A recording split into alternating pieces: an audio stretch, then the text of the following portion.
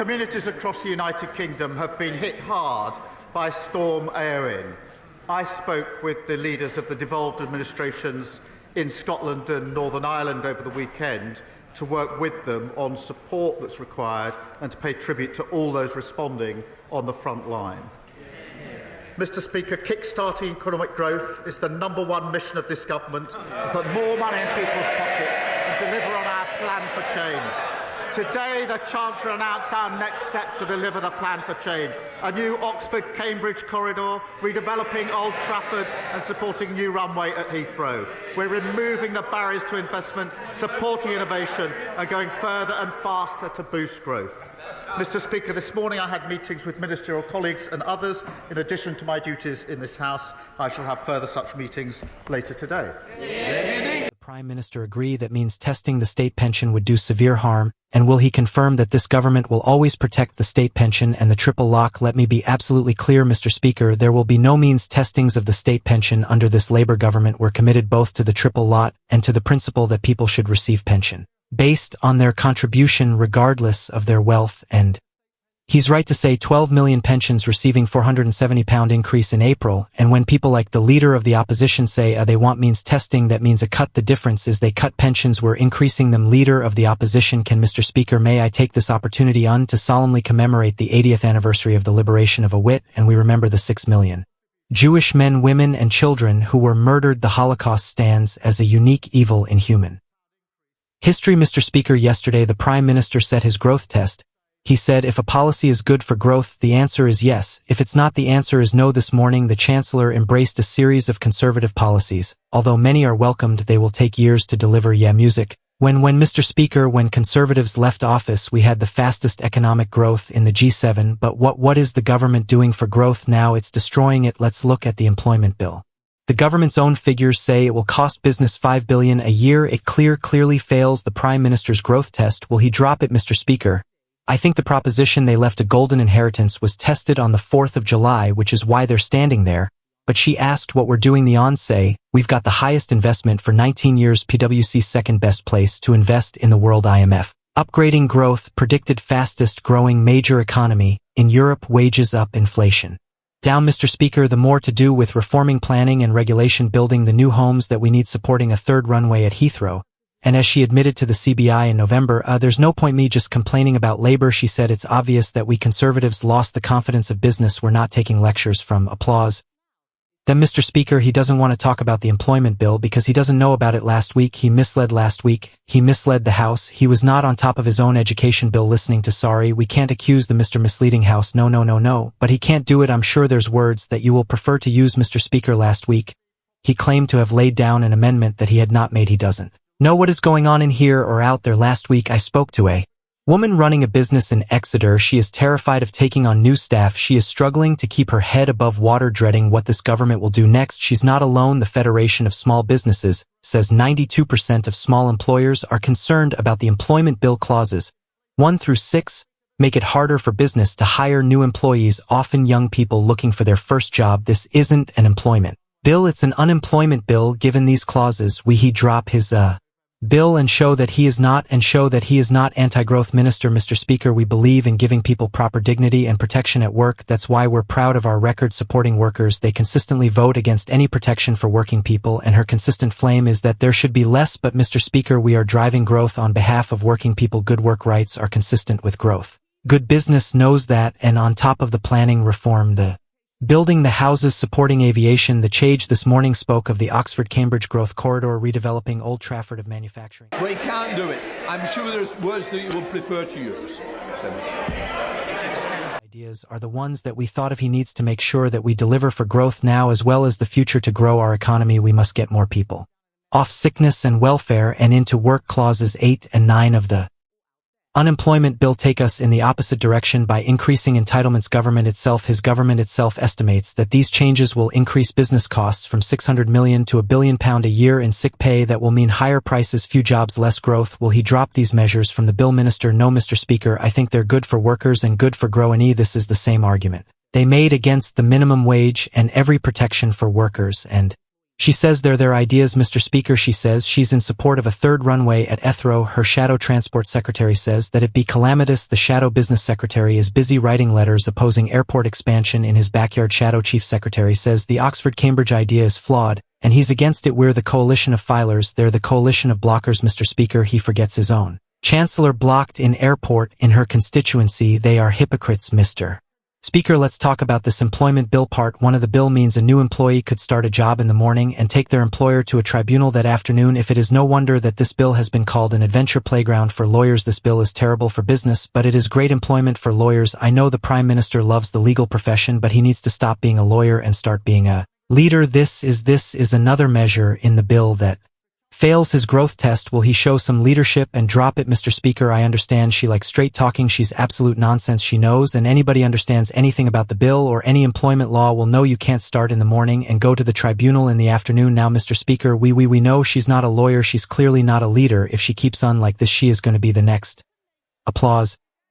I'll say, Mr. Speaker, he does not know what his bill is doing. He should listen to business who are terrified of this bill. The only workers he cares about are lawyers. But it is not just lawyers benefiting from this bill. Who else benefits? It's not taxpayers. They will be paying for even more welfare. It's not young workers. They won't get their first break. It's definitely not businesses. They are being hammered with yet more burdens. Who benefits? Mr. Speaker, it's we are employed. Who benefits? It's the trade unions. It's the trade unions. Part 4 of the unemployment bill. Part 4. They haven't read it. Part 4 of the unemployment bill is the biggest expansion of trade union powers for a generation. Exactly. Thank you. The public will have heard them, Chair. Rather than deregulating for business who create growth, he's deregulating for the unions. Clause 61 alone reduces the notice period for ST to just 1 week given. Strikes are catastrophic for growth. Will he drop Part 4 of the bill, Minister? Mr. Speaker, it's good for working people and it's good for the economy, and she should keep up. The CBI have welcomed our positive steps this morning. Their quotes: the Chan has just given a brilliant speech on the economy, fixing the mess they left and growing our economy. CBI said they celebrate their positive leadership, a clear vision to kickstart economy. That's the difference. We're growing the economy. They left it in a complete mess, Mr. Speaker. The arrogance of the Prime Minister is that he thinks that it's his government that creates growth. He's wrong. It is business that creates growth. Our economy is built by entrepreneurs, risk takers, and the hard graft of working people. They know that you can't tax your way to growth. You can't borrow your way to growth. You can't legislate your way to growth. Other countries are serious about freeing business from red tape. President Trump is doing it in America. Argentina is taking a chain sort to regulations. Even the EU is not going as far as this left-wing government. This bill will put us at the bottom of the pack. Added to the jobs tax, the family business tax. It's no wonder wealth creators are fleeing Britain in droves. The Chancellor is desperately trying to save her reputation. She knows Labour have damaged growth. This bill manifestly fails the Prime Minister's own growth test. If he won't drop the unemployment bill, what is the point of his growth test? She's got a nerve. They broke the economy. Completely destroyed it. They broke the health service. Completely destroyed it. They ruined us on prisons and everything else you could mention. They failed on every front. They're in no position to give us lectures on anything, and she says that she accepts they failed. They're changing. They've learned at absolutely nothing. Hopkins. Thank you, Mr. Speaker. I welcome the government's action last week to tackle rogue traders who installed 40 home insulation affecting many of my Len South and South Bearser constituents. Does a Prime Minister agree with me that the lab that Labour's Warm Homes plan will tackle fuel poverty and bring down bills for families as part of our plan for change? Well, I thank her for that question. The party opposite got a lot to answer for in the failing system that left behind. We've taken immediate action to ensure consumers insulating their homes and not let down again. We're investing £3 billion through our Warm Homes plan to upgrade 5 million homes. Thank you, Mr. Speaker. Leader of Liberal Democrats, Red DAV. Thank you, M. Speaker. Can I take this opportunity to thank the Holocaust Memorial Day Trust all their work in commemorating the 80th anniversary of the liberation of outfits, and say what a privilege it was to meet Holocaust survivors at their Guildhall event when the honorable member, my honorable friend for North Devon, and I recently visited a hospital in Burrill. A surgeon there told us that it was like a ticking time bomb. He explained that a hospital that size needs 12 operating theaters to meet demand they've got just for the last Conservative government promise to rebuild it. And we all know that was a hollow promise. Now the North Devon District Hospital is one of 9 across the country where their urgent rebuild program has now been postponed for over 10 years. So will the Prime Minister meet honorable members whose constituents' lives are being harmed by this delay to see if there's any way we can bring these urgent projects forward? Well, can I join him in his comments about the Holocaust survivors that we met earlier this week? It was incredibly moving, as it always is, and I was struck by the fact that there were so many in the gathering that we were at, and we're unlikely to see so many in one place like that again, and we must never ever forget on the question of hospitals. Look, I think people across the country Our right to feel angry and betrayed and frustrated at the last government's non-plan on hospitals. It was unachievable, it was unfunded, it was empty promises. Under them these hospitals would never have been built. Our funded plan backed by the investment we put in will deliver them. We will take such steps as we can on hubs etc. to advance quickly on waiting lists and operations as he knows, and I'm more than happy to talk or to make sure that all constituents and members can meet. Relevant ministers. DAV. Mr. Speaker, last week the Prime Minister told me that it was going to take 3 years before social care reforms could be implemented. Now he's saying the urgent hospital rebuilds are going to take more than a decade. My honorable friends, and I will keep coming back to this issue. If I can turn to economic growth, the Chancellor has now admitted that we need to go further and faster in the pursuit of economic growth, and we agree, but the Prime Minister knows we believe that means setting aside his objections to UK customs union that so our country can go further and faster in rebuilding our trading relationships with our European neighbors, especially with a threat to world trade posed by Trump's tariffs and Trump's trade wars. But if he won't change his mind today on a customs union when he goes to Brussels on Monday, will he confirm to the House that he will open negotiations for the UK to join the Pan-Euro-Mediterranean Convention so he can start removing the growth-damaging trade barriers set up by the Conservatives? Our number one mission is growth. That's why we've set out all the initiatives over the last 7 months, particularly the ones this morning. He knows in relation to the reset with the EU, which we're determined to achieve, that we have clear red lines when it comes to the single market and the customs union, so he knows where we stand on that. To Abram. Thank you, Mr. Speaker. Today's Joseph B.R.'s Foundation report on UK poverty not only highlights who is most likely to be poor, but also the scale and increase in deep and enduring poverty. I was encouraged by the Prime Minister's response to me before Christmas at the Leo 1 committee, where he explained and acknowledged that disabled people experience poverty because of their extra cost, and that while over 2 million disabled people can and want to work, many others cannot and should receive adequate support. Many vulnerable claimants are weird.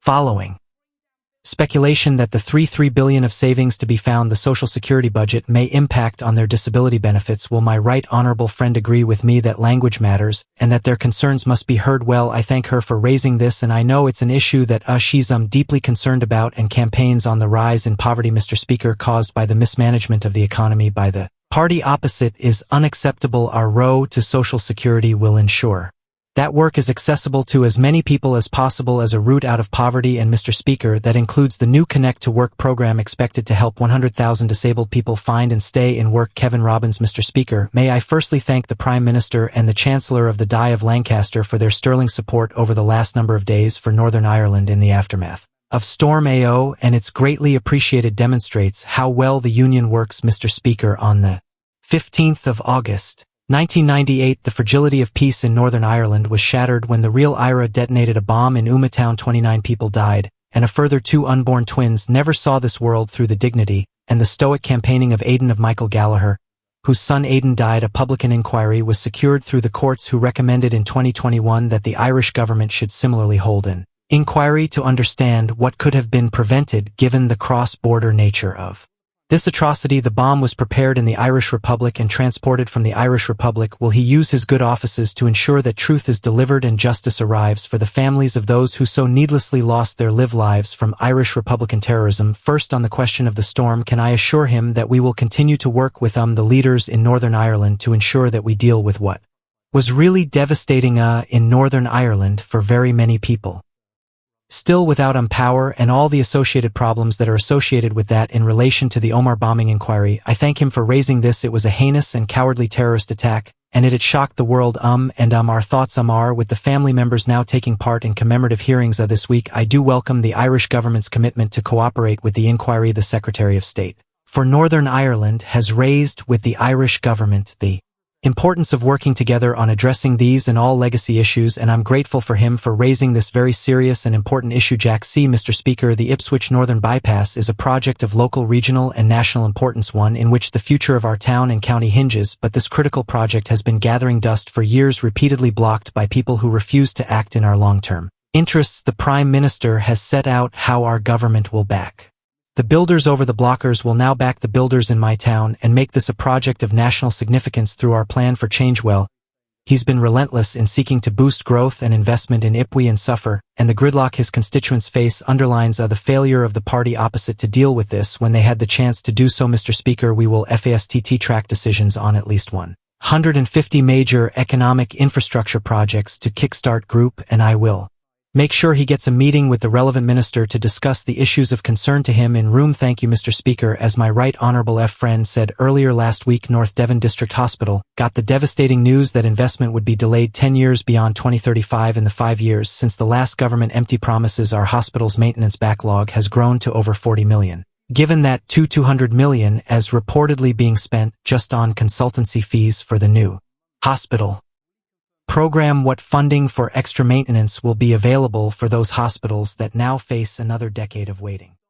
I thank him for raising this, and his constituents will be angry and frustrated at the empty, unfunded promises left by the Conservatives. Let's be clear, under their non-plan, North Devon District Hospital would simply not have been delivered. It's not been delayed, it was never going to be delivered, and they know it, he knows it, his constituents know it. We have put in place a funded deliverable plan that will see the hospital built, and we work closely with the trust to accelerate work, and the party opposite really owe his constituents an apology. To thank you, Mr. Speaker. Children in Ealing South Hall will be sleeping on... The Foundation report on UK poverty not only highlights who is most likely to be poor, but also the scale and increase in deep and enduring poverty.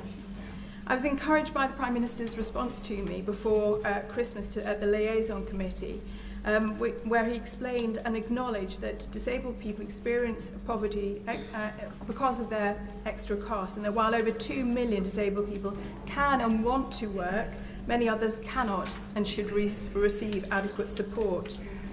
Many vulnerable claimants are worried following speculation that the 3 billion of savings to be found in the Social Security budget may impact on their disability benefits.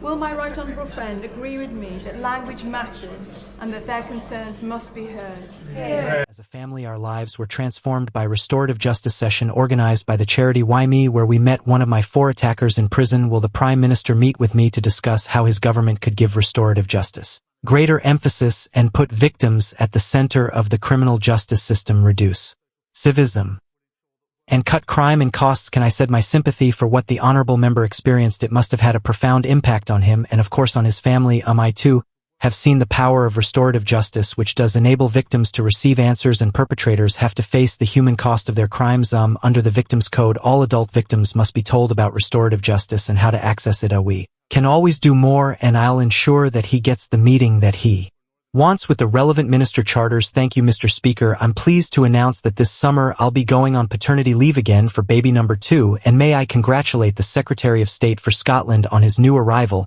The Chancellor spoke brilliantly this morning on growth, and I'm pleased to reveal that new JRF research shows that by increasing paternity leave, we could increase economic growth by £2.6 billion a year. So can I ask the Prime Minister, will he review statutory paternity leave, and from one father to another will he meet with me and the dad shift to support and discuss how we can support new parents? Well, can I wish him and his wife all well with their new arrival? We are conducting a review into parental leave because you can't grow the economy if parents have to choose between work and their children, and thanks to the Employment Rights Bill, which they oppose opposite, 30,000 more fathers will get paternity leave, and that's the difference, Mr. Speaker. The Leader of the Opposition wants to roll back parental rights. We're extending applause them DUI. Thank you, Mr. Speaker. The DRA, since 2012, the Drax power station has been given £7 billion of green subsidies by the government for burning 27 million trees per year. That's enough money for 5 years of pensioners' winter fuel payments, while Ofgem has been asleep at the wheel. A recent KPMG report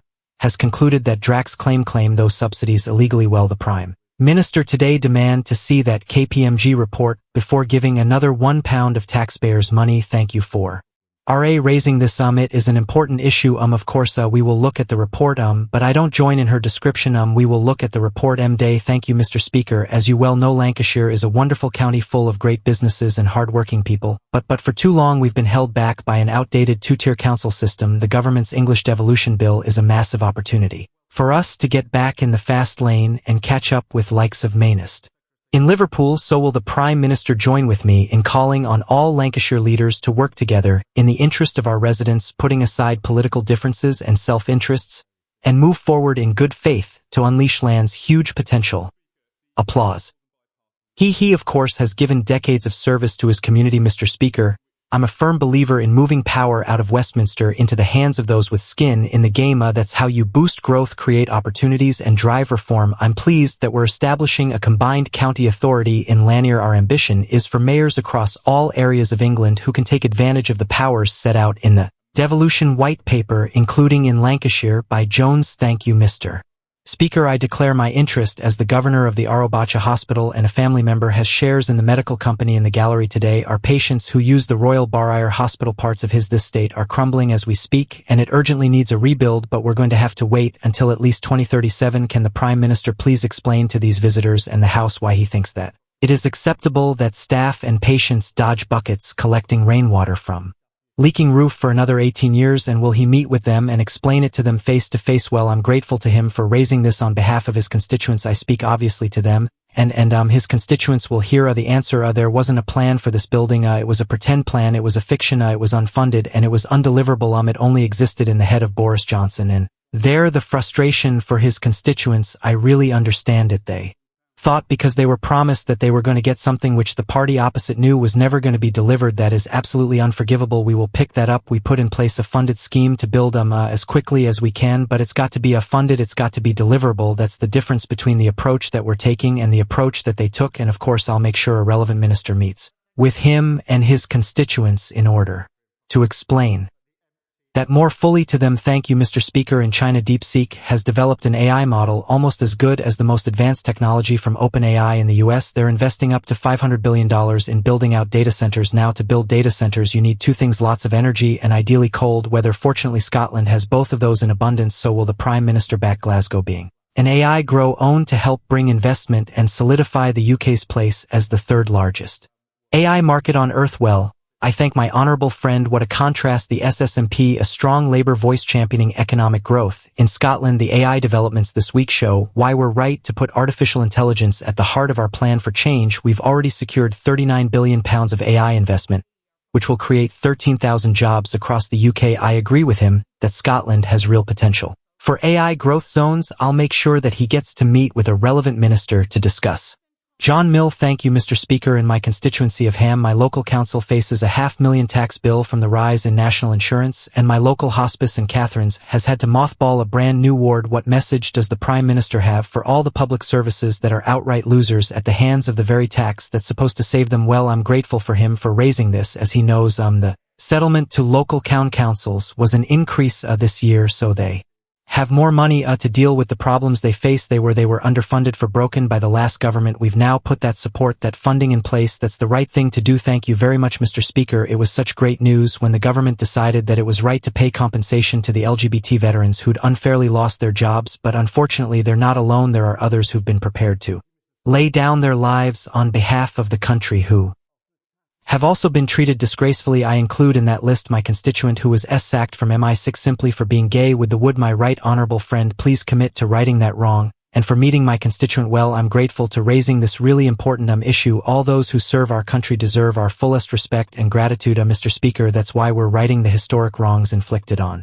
LGBT veterans, already significantly increasing compensation available and enabling them to get their ranks restored. I know the issue she's raised is a real issue to the Foreign Secretary. He's looking at it, and I'll make sure she gets to talk to him about it, but we do need to deal with this historic injustice. She's right about that. Jim Allister. Thank you. Given the strategic commitment to Irish unity in the programme for government of the new to government in Dublin, can I ask the Prime Minister whether he and his government have a strategic and economic interest in retaining Northern Ireland within the United Kingdom, and if they do, why then is he continuing with a system whereby in over 300 areas of law in the economic sphere Northern AR is subject not to UK law but to the same laws that apply in the Irish Republic? Laws we don't make and can't change, Mr. Speaker. We're proud of and totally committed to the Good Friday agreement in Northern Ireland. Matters to this government. It matters to me.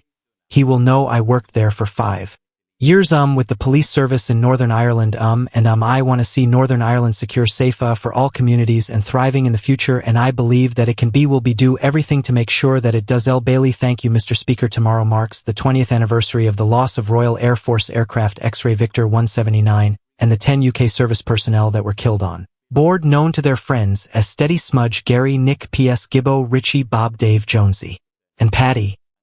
These people were killed on a routine flight between Baghdad and Balad as a result of an poorly protected aircraft. This was the largest single loss of life in the Iraq War. Would the Prime Minister join with me to thank and recognize our service personnel for their service and their sacrifice and the stoicism of their family as we join to commemorate such a tragic moment? Well, I thank him for reminding the House of this case, and I know the condolences of the whole House remain with the families of these brave soldiers. We will never forget the vital role they played to support the coalition operation in Iraq. Can I thank him and pay tribute to his service? We are immensely proud of our armed forces and their courage and dedication as they keep our country safe. Jeremy Wright. Thank you, Mr. Speaker. The Prime Minister may know that this time last week representatives of those who've been injured seriously by COVID vaccines were giving evidence to the COVID inquiry, including my constituent Kate Scott. I hope he also knows that the compensation available to those people isn't adequate and isn't adequately accessible. I'm grateful to the Health Secretary for the thought I know he is giving to how that position may be remedied, but can I ask the Prime Minister to give his personal support to that objective, not just because it's the right thing to do for the people affected, but also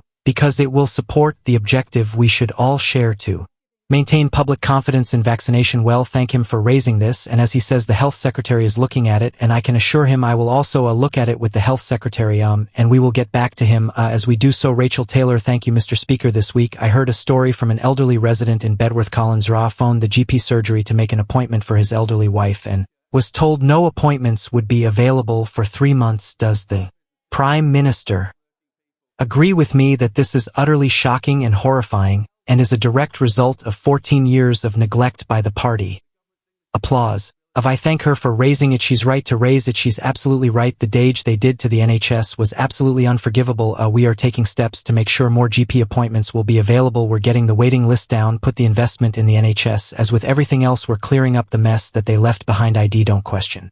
Andrew Rosen. Thank you, Mr. Speaker. The Prime Minister should know that my constituents in Romford are shocked, angry, and dismayed by the suggestion by the ON that the population of this country will rise to 72.5 million by 2032. Mr. Speaker, that's 500,000 people a year, which is unsustainable. Who voted for that? And will the government do something to ensure that the population of this country is sustainable going forward? Because there is no mandate for such a colossal increase in immigration in this applause music country. I think should talk to his leader because net migration went through the roof under the last government, nearly 1 million, quadrupled, and who was cheering it on? The leader of the opposition. His constituents are right to be concerned about the loss of control by the last government. We're taking control. We will bring these numbers down, but the record is absolutely clear, and it sits right there. That completes Prime Minister's questions will let the front bench change.